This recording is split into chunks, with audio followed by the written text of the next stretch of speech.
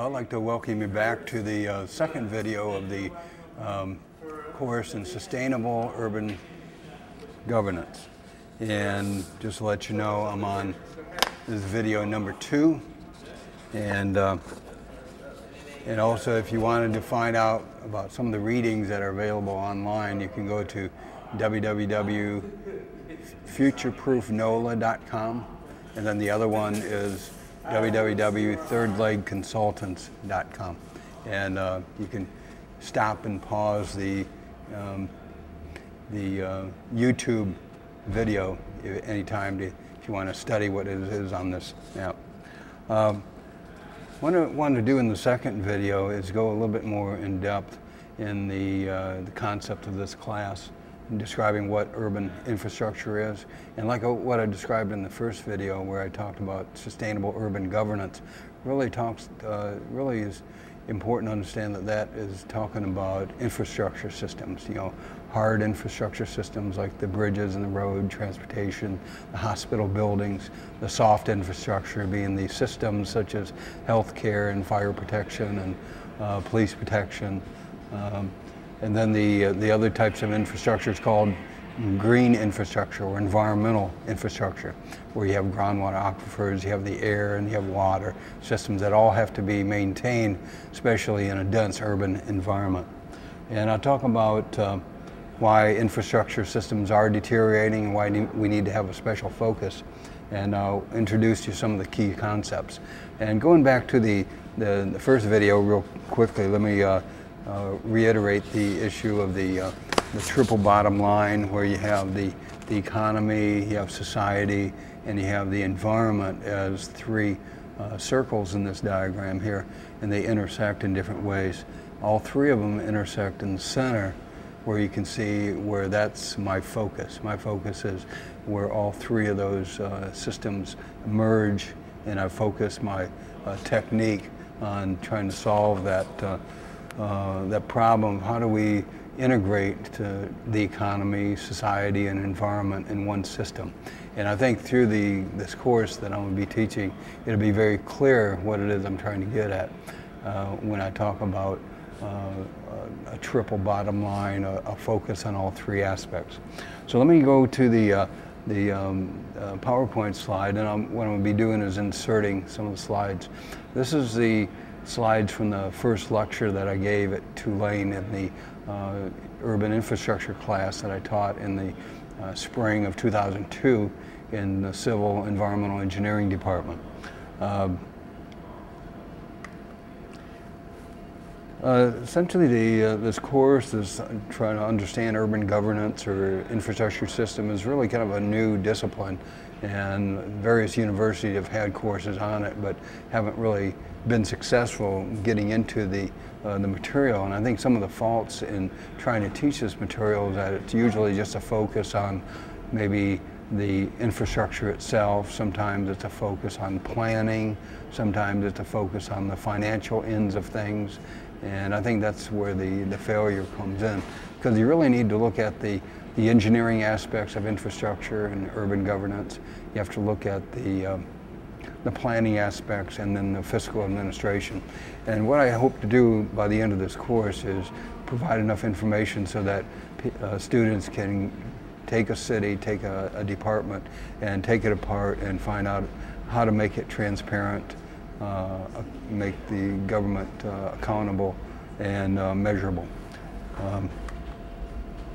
But urban infrastructure systems have the word infrastructure has changed over the years, what it means.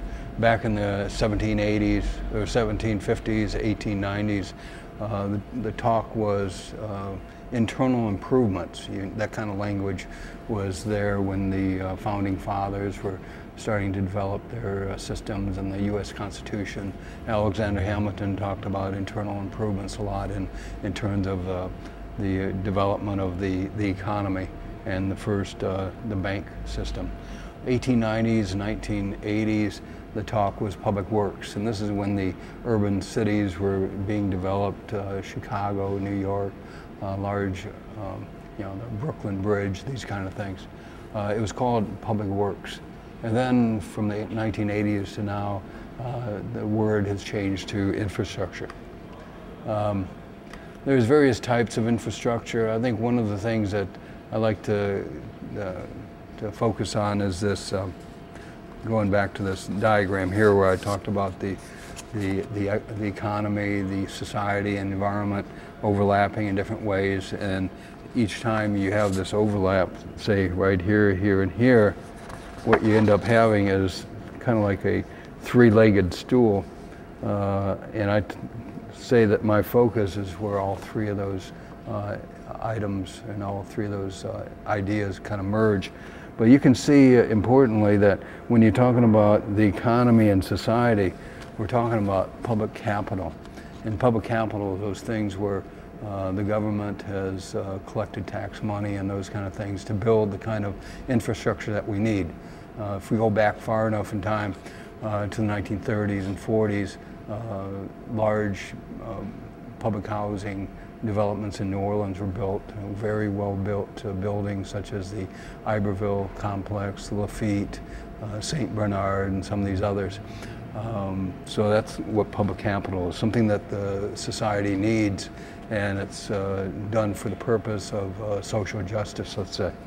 When we go to the society and the environment, we're talking about sustainable designs. We just don't plop something down in the middle because Uncle Joe owns the property and he's going to get a big tax break. What we do is look at how the environment might be best served by putting a needed public institution. We may want to preserve the wetland area that's there that would help out. And then talk about the economy and the environment, we're talking about public wealth. And I'm going to be talking about this concept of public wealth quite a bit in this class because it's kind of a misunderstood word or term. People think in terms of wealth as being money in the bank. But if you go back in time in academia, the idea of wealth was more of a rate of money coming through, that you would be considered wealthy if your salary was high. You're getting so many dollars per year or so many hundreds of thousands of dollars per year. So that's really what we're trying to do, is make sure that people aren't focusing on bank accounts necessarily, but living a life and having an income and a position in society so that they can get what they need and get by.